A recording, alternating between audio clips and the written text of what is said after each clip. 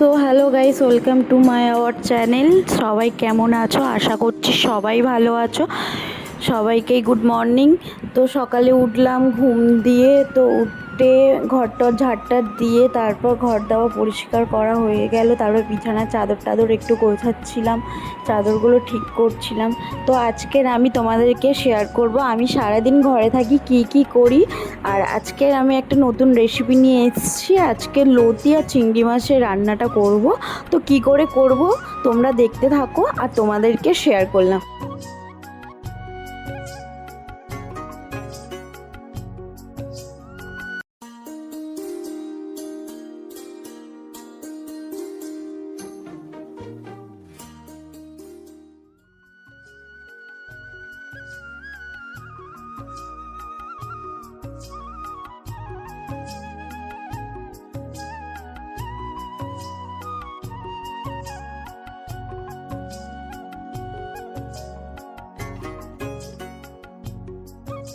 তো গাইস, তারপর আমরা ব্রাশ ট্রাশ করা হয়ে গেল, যাওয়ার পর ওপরে আসলাম। ওপরে এসে একটু গ্রিন টি খেলাম।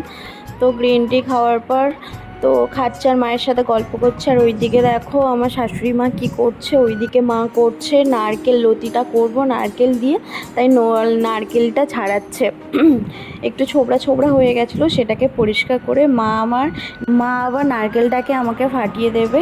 তো দেখো মা কি করছে। তো মা ওইটা পরিষ্কার করছে, তারপর এই কাঠারি নিয়ে তো সেটা নিয়ে আবার নারকেলটা ফাটাবে। তো দেখো তোমরা মা কি করছে আর আমি কি করব।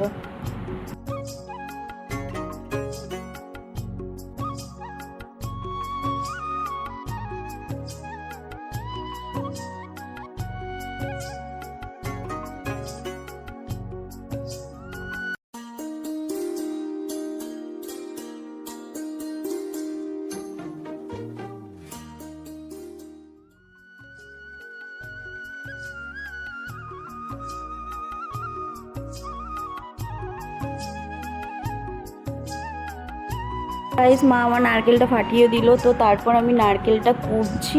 তো নারকেলটা কোড়া হচ্ছে, তো এই কোড়াটা তো আমি দেব লতিতে। তো তার জন্য লতিতে একটু নতুনভাবে করব বলে ওই জন্য একটু নারকেল দিয়ে আজকে ভাবলাম করব। তো ওই জন্য নারকেলটা কুড়ছি।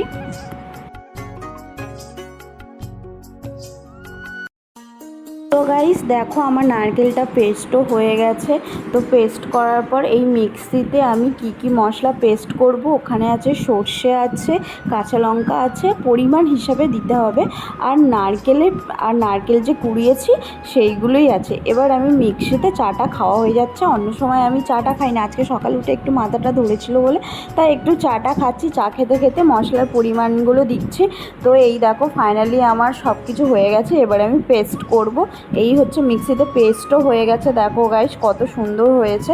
তো কটা থালা বাসন ছিল, তো সেগুলো মেজে ভালো করে ধুয়ে টুয়ে তারপর আমি করব এবার আমার লতি মানে এবার আমি লতি রান্নাটা করব।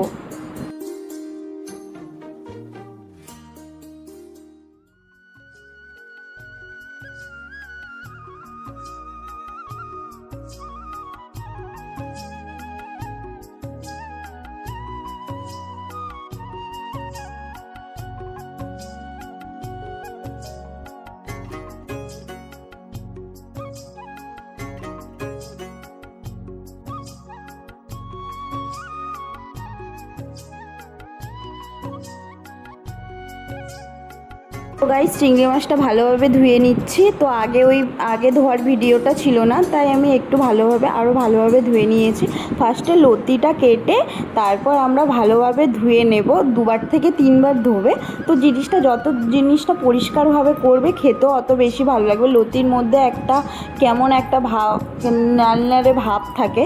তো একটু ধুয়ে ভালো করে পরিষ্কার করে নিলে তো জিনিসটা ভালো। তারপর আমি এখানে হলুদ জিরে সর্ষের তেল, তারপর যেই মশলাটা পেস্ট করেছি তো সেইগুলো মাখিয়ে রেখে ম্যারিনেশন করে 10 মিনিট রাখতে হবে। তো দেখতে থাকো আমি কি করছি আর কেমনভাবে করছি।